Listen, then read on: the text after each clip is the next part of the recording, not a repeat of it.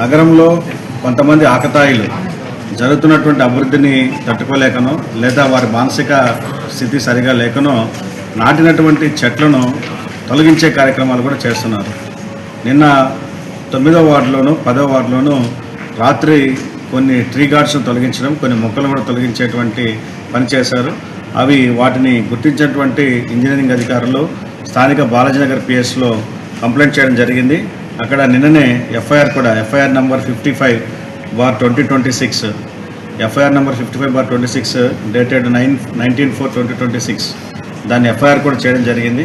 ఖచ్చితంగా అటువంటి వారిని గుర్తించి వారిపైన క్రిమినల్ చర్యలు తీసుకుంటారని చెప్పి, ఇదేవిధంగా నగరంలో ఎక్కడైనా ఇటువంటి నాటినటువంటి చెట్లను తొలగించడం కానీ, ట్రీ గార్డ్స్ను ధ్వంసం చేయడం కానీ, లేదా ఎనీ అభివృద్ధి కార్యక్రమాలు మున్సిపల్ ఆస్తులు, అది ఏసీ బస్ షెల్టర్స్ కానీ లేదా ఏవైనా సరే మున్సిపల్ ఆస్తులు కనుక ధ్వంసం చేసినట్లయితే ఖచ్చితంగా వారిపైన చట్టపరమైన చర్యలు తీసుకోవడంతో పాటు కఠినంగా శిక్షిస్తామని చెప్పి కూడా ఈ సందర్భంగా తెలియజేస్తున్నాను.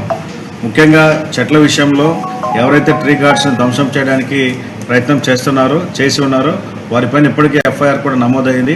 అదేవిధంగా కొన్ని సోషల్ మీడియాలో అడ్వర్సరీ కామెంట్స్ కూడా చేస్తున్నారు. అంటే వాస్తవాలు తెలియకుండా వాస్తవ దూరంగా అనేక కామెంట్స్ చేస్తూ కార్పొరేషన్ యొక్క ప్రతిష్టకు భంగం కలిగించేలా కూడా కొన్ని పోస్టులు పెడుతున్నారు. అటువంటి వారిపైన కూడా న్యాయపరమైన సలహా తీసుకొని చట్టపరమైనటువంటి చర్యలు తీసుకుంటామని చెప్పి కూడా ఈ సందర్భంగా తెలియజేస్తున్నాను.